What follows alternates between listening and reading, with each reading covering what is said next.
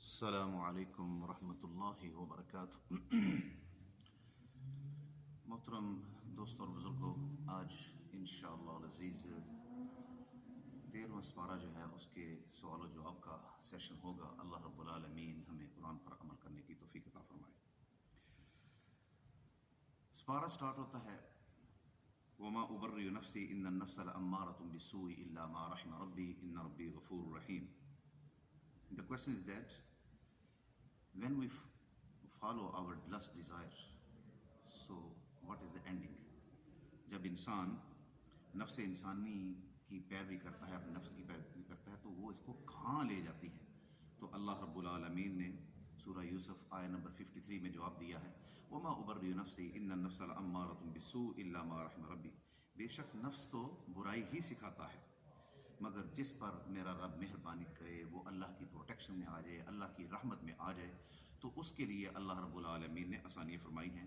اور بے شک ان ربی لغفور رحیم، اللہ سبحانہ و تعالیٰ اس بخشنے والے ہیں، وہ رحم کرنے والے ہیں، فضل کرنے والے ہیں۔ سوال یہ ہے کہ قرآن کی نظر میں ریاستی و حکومتی افسران کی دو اہم خوبیاں جو بیان ہوئی ہیں، ان کے متعلق اللہ کا قرآن کیا کہتا ہے؟ تو اللہ رب العالمین نے سورہ یوسف آیہ نمبر 55 میں اس کا جواب دیا ہے۔ یوسف علیہ السلام نے کہا تھا، قال اجعلنی علی خزائن الارض انی حفیظ علیم، کہ مجھے آپ ملکی خزانوں پر معمور کر دیں تو میں ان کی حفاظت کرنے والا ہوں اور اس کا علم بھی رکھتا ہوں۔ تو اگر اس قسم کی کوالٹیز ہوں اور انسان اللہ کی رضا کے لیے کام کرنا چاہے تو قرآنی آیت کی روح سے، اللہ کے حکم کے روح سے یہ جائز ہے، جس طرح کہ حضرت یوسف علیہ السلام نے اپنے آپ کو پیش کیا۔ لیکن کسی چیز کی خواہش رکھنی کسی اور وجہ سے، تو حضور نے فرمایا کہ جو یہ امور مملکت کے معاملات میں پڑا، یہ بہت بڑی ذمہ داری ہے، تو وہ سمجھ لے کہ اس کا مواخذہ بھی اتنا ہی سخت ہوگا۔ تو بہتر یہ ہوتا ہے کہ انسان اگر اس کی ضرورتیں، جو اس کی ریکوائرمنٹ ہے، اس کو پورا نہ کر سکے تو اس کو اوائڈ کرنا ہی ٹھیک ہے۔ تو جو آدمی اس کا حقدار ہے، نالج والا ہے، امانت دار ہے، حفاظت والا ہے، تو اس کو اس پر چلنا چاہیے، کوئی حرج نہیں ہے۔ پھر آگے ہمارے لیے جو اسوہ حسنہ ہے، کیا حضرت یوسف علیہ السلام نے مظالم سہنے کے باوجود اپنے بھائیوں کو معاف کر دیا تھا؟ تو اللہ رب العالمین نے اس کا جواب دیا سورہ یوسف آیہ نمبر 91، قالوا تاللہ لقد آثرک اللہ علینا وان کنا لخاطئین قال لا تثریب علیکم اليوم یغفر اللہ لکم وارحم الراحمین۔ جب ساری بات عیاں ہو گئی کہ یوسف علیہ السلام کے بھائیوں نے ان پر ظلم کیا، ان کو کنویں میں پھینکا، ان کو اپنی غلطیوں کا احساس ہو گیا، تو پھر انہوں نے کہا قالوا تاللہ لقد آثرک اللہ علینا، اے ہمارے بھائی، اللہ نے تجھے یہ فضیلت دی ہے، آج تجھے بادشاہ دی ہے، ہم غلطی کر بیٹھے تھے۔ تو یوسف علیہ السلام نے بڑے کھلے دل کے ساتھ فرمایا، لا تثریب علیکم اليوم، جاؤ میں نے تجھے معاف کر دیا، آج کے دن تمہیں میں بالکل کچھ نہیں کہوں گا، تم پر کوئی مواخذہ نہیں ہوگا۔ تو یہ بڑے دل والی بات ہے۔ اللہ رب العالمین فرماتے ہیں والکاظمین الغیظ والعافین عن الناس، اگر آپ طاقت بھی رکھتے ہیں، کسی سے ریونج لے سکتے ہیں، بدلہ لے سکتے ہیں، لیکن اپنے غصے کو پی جاتے ہیں، تو اللہ یحب المحسنین، اللہ رب العالمین ایسی نیکی کو پسند فرماتے ہیں۔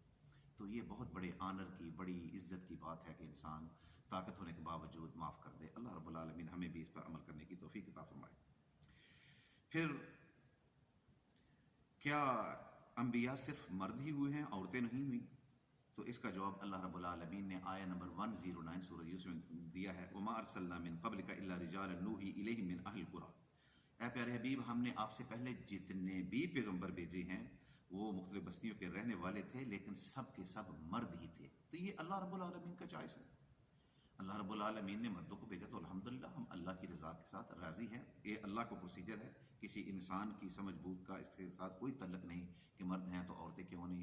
یہ اللہ رب العالمین کا نظام ہے، اور ہر معاملے میں یہ کہنا کہ یہ کیوں نہیں ہوا، اللہ رب العالمین کا ہر عمل، ہر کام، ہر حکم ہمارے لیے، نبی صلی اللہ علیہ وسلم کی سنت ہمارے لیے ایک بہترین نمونہ بھی ہے، اور اس میں حکمت بھی ہے اور فائدے بھی ہیں۔ کیا دنیا کے اندر سیر و سیاحت کا مقصد صرف تفریحی تباہ ہے؟ تو اللہ رب العالمین نے فرمایا آیہ نمبر 109 سورہ یوسف، افلم یسیروا فی الارض فینظروا کیف کان عاقبۃ الذین من قبلہم ولدار الآخرۃ خیر للذین اتقوا افلا تعقلون۔ دنیا میں چل پھر کے دیکھو، اللہ رب العالمین نے یہ جو نظام بنایا ہے، سیر و سیاحت کا سسٹم بنایا ہے، آپ ان کو دیکھیں، اس پر عمل کریں، اور اس سے یہ حاصل کریں کہ اللہ نے جو قومیں تھیں جو جھٹلاتی تھیں، اللہ کے احکام کا انکار کرتی تھیں، وہ آج ان کو اللہ نے عبرت کا نشان بنا دیا ہے. دنیا میں جائیں پھریں، فسیروا فی الارض فانظروا کیف کان عاقبۃ المکذبین فانظروا کیف کان عاقبۃ المجرمین. تو اللہ رب العالمین نے ان لوگوں کا انجام کیا کیا جو اللہ کی آیت کو جھٹلاتے تھے، پیغمبروں کو جھٹلاتے تھے، اللہ کو نہیں مانتے تھے. تو سیر و سیاحت ضرور کرنی چاہیے، لیکن اس کا مقصد یہ ہونا چاہیے کہ ہم دنیا میں پھریں، ان لوگوں کا انجام جو ہوا تھا ان جگہوں کو دیکھیں، وہاں جا کر مشاہدہ کریں، پھر اللہ کی پناہ مانگیں اس عذاب سے. اور ایک حدیث میں آتا ہے کہ اللہ کے رسول صلی اللہ علیہ وسلم جس پر عذاب، جس بستی میں عذاب آتا تھا تو اس جگہ پر عذاب آیا تھا وہاں پر جلدی سے گزر جاتے تھے اللہ کی پناہ لیتے ہوئے. لیکن ہمیں سبق ضرور حاصل کرنا چاہیے. سورہ یوسف میں اللہ رب العالمین اگلی سورج ہے اس میں فرمایا الذین آمنوا وتطمئن قلوبهم بذکر اللہ الا بذکر اللہ تطمئن القلوب. دنیا کے اندر مختلف مشکلات اور خوشی کا یہ کمبینیشن ہے، یہ کبھی خوشیاں ہیں کبھی غمیاں ہیں. وتلک الایام نداولها بین الناس. تو اللہ رب العالمین نے فرمایا کہ سورہ رعد ہے کہ اگر تم دلوں کا اطمینان اور سکون چاہتے ہو تو یہ چیزوں کے اندر نہیں ہے کہ آپ کا بہترین ولا ہو، آپ کے پاس بیوٹیفل ایکسپینسو کار ہو اور آپ کے پاس بہت زیادہ منی ہو تو آپ یہ سمجھیں کہ اللہ رب العالمین آپ پر خوش ہیں اور اسی میں آپ کو راحت اور آرام و سکون ہے. نہیں. الذین آمنوا وتطمئن قلوبهم بذکر اللہ الا بذکر اللہ تطمئن القلوب. لوگ اگر اطمینان حاصل کرنا چاہیں تو اللہ رب العالمین کو یاد کریں. اللہ رب العالمین کے ذکر میں، قرآن میں، عبادت میں، اپنے آپ کو اللہ کی رضا کے لیے وقف کر لینے میں یہ انسان کی نجات بھی ہے، خوشی بھی ہے، سکون بھی ہے، دلوں کا اطمینان بھی ہے اور انسان کی اچھی زندگی بھی ہے. اللہ فرماتے ہیں لہم مغفرۃ ورزق کریم، ان کے لیے بخشش بھی ہے اور بڑا باعزت رزق بھی ہے. کیا مکمل آگاہی کے بعد انسان کو اپنی مرضی سے زندگی گزارنی چاہیے؟ تو اللہ رب العالمین نے آیت نمبر 37 سورۃ رعد میں اس کا جواب دیا ہے وَلَئِنِ اتَّبَعْتَ أَهْوَاءَهُمْ مِن بَعْدَ مَا جَاءَكَ مِنَ الْعِلْمِ مَا لَكَ مِنَ اللَّهِ مِن وَلِيٍّ وَلَا نَصِيرٍ. اگر آپ ان لوگوں کی خواہشوں کے مطابق چلیں گے کہ آپ کو علم بھی مل گیا، آگاہی بھی ہوگی کہ اللہ کا حکم کیا ہے، اللہ رب العالمین کیا چاہتے ہیں، تو لوگوں کی خواہشات کی پیروی نہ کریں. اگر آپ ان کے پیچھے چلیں گے تو یہ اللہ رب العالمین کے حکم کی خلاف ورزی ہوگی. علم آ جانے کے بعد اللہ کا حکم، نبی صلی اللہ علیہ وسلم کی اطاعت بہت ضروری ہے. وَلَئِنِ اتَّبَعْتَ اگر آپ ان لوگوں کی پیروی کریں گے علم آ جانے کے باوجود مَا لَكَ مِنَ اللَّهِ مِن وَلِيٍّ وَلَا نَصِيرٍ، تو پھر نہ کوئی آپ کے لیے مدد کرنے والا ہوگا، نہ آپ کے لیے کوئی رہنمائی فرمانے والے ہوگا. تو اللہ رب العالمین نے فرمایا کہ میری حمایت اور میری مدد کی تمہیں ہر دم ضرورت ہے اور میرے حکم کی ہی اتباع کرنی چاہیے. اللہ رب العالمین نے کافروں کی علامت کیا بیان کی ہے؟ سورہ ابراہیم میں آیت نمبر 2 میں ہے وَوَيْلٌ لِّلْكَافِرِينَ مِنْ عَذَابٍ شَدِيدٍ. اور کافروں پر افسوس کہ انہیں سخت عذاب ہونا ہے. کس وجہ سے؟ الذین یستحبون الحیاۃ الدنیا الآخرہ ویصدون عن سبیل اللہ ویبغونها عوجا اولئک فی ضلال بعید. جو دنیا کی زندگی کو آخرت کے مقابلے میں ترجیح دیتے ہیں، نمبر 1 یہ ہے ان کا فالٹ. پھر اللہ کی راہ سے خود بھی رکتے ہیں اور دوسروں کو بھی روکتے ہیں، دین پر چلنے نہیں دیتے، اور اس میں کوئی نہ کوئی ایکسکیوزیں تلاش کرتے ہیں، لوگوں کو گمراہ کرنے کے لیے باتیں بناتے ہیں. اولئک فی ضلال مبین، یہ تو بہت بڑی گمراہی میں پڑے ہوئے ہیں. تو یہ اللہ رب العالمین نے کفار کی نشانیاں بیان کی ہیں آیت نمبر 3 سورہ ابراہیم میں. کیا تعلیم مادری اور قومی زبان میں ہونی چاہیے؟ تو اللہ رب العالمین نے فرمایا سورہ ابراہیم آیت نمبر 4 وَمَا أَرْسَلْنَا مِن قَبْلِكَ مِن رَّسُولٍ إِلَّا بِلِسَانِ قَوْمِهِ. ہم نے پیغمبر ضرور بھیجے لیکن ان کی مادری زبان میں، جس جس علاقے میں گئے ان کی زبان کے مطابق اللہ رب العالمین نے انہیں سمجھایا تاکہ وہ اس بات کو اچھی طرح سمجھ سکیں. سورہ ابراہیم کی آیت نمبر 7 ہے، یہ ہمارے لیے بہت بڑا اس میں سبق بھی ہے اور ہمیں کوشش کرنی چاہیے کہ اس آیت پر عمل کریں. ہر آیت پر عمل کرنا چاہیے، لیکن کچھ چیزیں ایسی ہیں جو انسان کی اصلاح کے لیے، انسان کی معاشرتی زندگی کے لیے، انسان کی سیٹسفیکشن کے لیے اور مزید رحمتیں حاصل کرنے کے لیے بہت ضروری ہے. وَإِذْ تَأَذَّنَ رَبُّكُمْ لَئِن شَكَرْتُمْ لَأَزِيدَنَّكُمْ وَلَئِن كَفَرْتُمْ إِنَّ عَذَابِي لَشَدِيدٌ. اللہ رب العالمین نے فرمایا کہ جب تمہارے رب نے سنا دیا تھا تَأَذَّنَ رَبُّكُمْ لَئِن شَكَرْتُمْ لَأَزِيدَنَّكُمْ، اگر تم اللہ رب العالمین کا شکریہ ادا کرو گے تو میں تمہیں ضرور بضرور اور عطا کروں گا. جب بھی نون پر شد آتی ہے اس کو کہتے ہیں نون تاکید، کہ اللہ رب العالمین ویسے بھی حکم دے دیں تو ان کی بات بالکل ٹھیک ہے، لیکن اللہ رب العالمین کسی معاملے میں اس پر زور دیتے ہیں کہ دیکھو اگر یہ کرو گے تو تمہیں ضرور بضرور اس کا اجر ملے گا، جزا ملے گی، شکر کرو گے تو بہت زیادہ ملے گا۔ اور پھر اسی سورہ ابراہیم میں آیہ نمبر 22 ہے، قیامت کے دن جب نافرمان لوگ شیطان کو برا بھلا کہیں گے تو شیطان ان کو کیا جواب دے گا؟ وقال الشیطان لما قضی الامر ان اللہ وعدکم وعد الحق ووعدتکم فاخلفتکم وما كان لي عليكم من سلطان الا ان دعوتکم فاستجبتم لي فلا تلوموني ولوموا انفسکم ما انا بمصرخکم وما انتم بمصرخی انی کفرت بما اشرکتمونی من قبل وان الظالمین لهم عذاب علیم۔ قیامت کے دن شیطان کھڑا ہو کر یہ کہے گا کہ اللہ نے مجھے بھی حکم دیا تھا، آپ کو بھی حکم دیا تھا، ان اللہ وعدکم وعد الحق، اللہ رب العالمین نے جو وعدہ کیا تھا آج وہ بالکل حق اور سچ بن کر تمہارے سامنے آ گیا ہے، لیکن جو میں تمہیں فریب دیتا تھا، جھوٹے وعدے اور جھوٹی امیدیں اور آسیں دلاتا تھا، آج میں اپنے ہینڈز اپ کرتا ہوں، میں انکار کرتا ہوں کہ میں نے آپ کو گمراہ کیا تھا، لیکن آپ مجھے بلیم نہیں دے سکتے۔ الا ان دعوتکم فاستجبتم لی، میں تو صرف تمہیں اٹریکشن دیتا تھا، دعوت دیتا تھا، تم میری دعوت کو قبول کر لیتے۔ فلا تلومونی ولوموا انفسکم، مجھے ملامت نہ کرو، اپنے آپ کو ملامت کرو کہ تم نے اللہ کی بات کیوں نہیں مانی، میرے پیچھے کیوں چلے۔ ما انا مصرخ ما انتم مصرخی انی کفرت بما اشرکتمونی من قبل، نہ میں تمہیں بچا سکتا ہوں نہ تم مجھے بتا سکتے ہو، جو میں شرک کرتا تھا، جو اللہ کی نافرمانی کرتا تھا، آج میں بھی کچھ نہیں کر سکتا، آج میرے لیے بھی وہی سلسلہ ہے کہ مجھے بھی پوچھا جائے گا، مجھے بھی عذاب دیا جائے گا، آج میری کوئی طاقت نہیں ہے، اور نافرمانوں کے لیے اللہ نے بڑا عذاب تیار کیا ہے۔ پھر اسی آیت میں آیت نمبر 34 سورہ ابراہیم میں اللہ رب العالمین نے فرمایا کہ انسانوں پر اللہ کی کتنی احسانت ہے، کیا آپ ان کا احاطہ کر سکتے ہیں، ان کو شمار کر سکتے ہیں، ان کو گن سکتے ہیں؟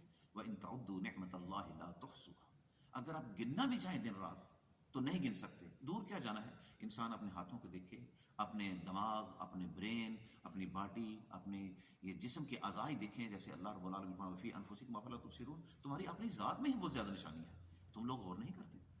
ان لوگوں سے پوچھو جن کے ہاتھ نہیں ہیں، بیچارے کھانے کے لیے کتنے مجبور ہیں، چلنے کے لیے ان کے پاؤں نہیں ہیں، کتنی مشکل لائف ہے، کسی کے پاس سننے کی پاور نہیں ہے، کوئی بلائنڈ ہے، کسی کے پاس بولنے کی طاقت نہیں ہے۔ اگر تم اپنی ذات کو ہی دیکھو تو تم خدا کے آگے ہر وقت جھکے رہو، سجدے میں پڑے رہو کہ یا اللہ تیرا شکر ہے۔ اللہ کے رسول صلی اللہ علیہ وسلم نے دعا سکھائی ہے کہ جب ایسے لوگوں کو دیکھیں کہ یہ اللہ رب العالمین کی عطا ہے، جس طرح چاہے وہ پیدا کرے، جس میں چاہے وہ تکلیف دے، مصیبت میں مبتلا کرے، یہ اللہ کا فیصلہ ہے، کسی انسان کا فیصلہ، لیکن ان لوگوں کے ساتھ ہمدردی بھی کرنی چاہیے اور دعا بھی مانگنی چاہیے۔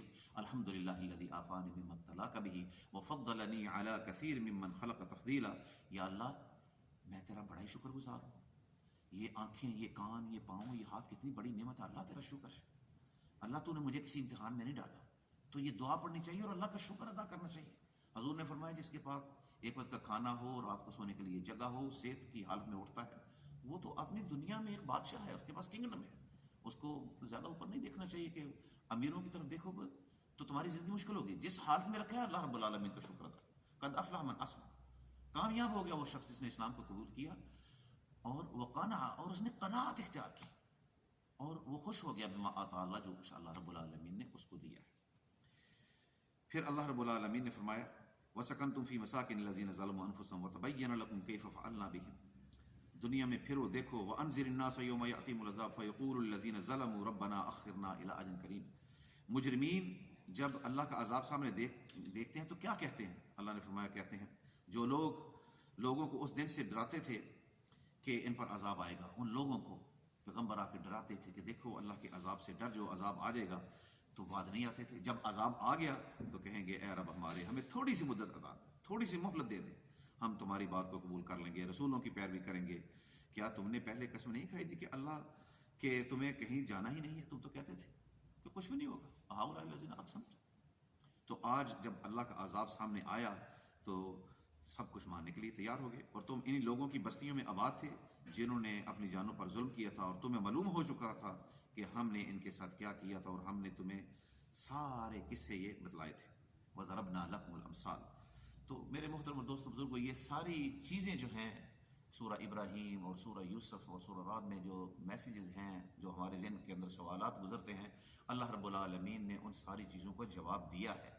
اللہ رب العالمین ہمیں رمضان مبارک کے بابرکت موقع پر ہمیں اپنے آپ کو امپروو کرنے کی اور اپنی کنڈیشن کو سنوارنے کی توفیق عطا فرمائے، سچے دل کے ساتھ استغفار اور توبہ کرنے کی توفیق عطا فرمائے۔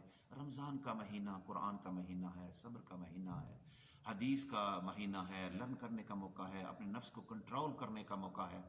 Let's avail this chance. We should not be loser in the month of Ramadan. Let's gain something. Let's attach with the book of Allah subhanahu wa ta'ala and Messenger sallallahu alaihi wasallam. May Allah subhanahu wa ta'ala bless you. May Allah subhanahu wa ta'ala give shifa those who are ill, those who pass away. May Allah subhanahu wa ta'ala forgive them and enter them paradise.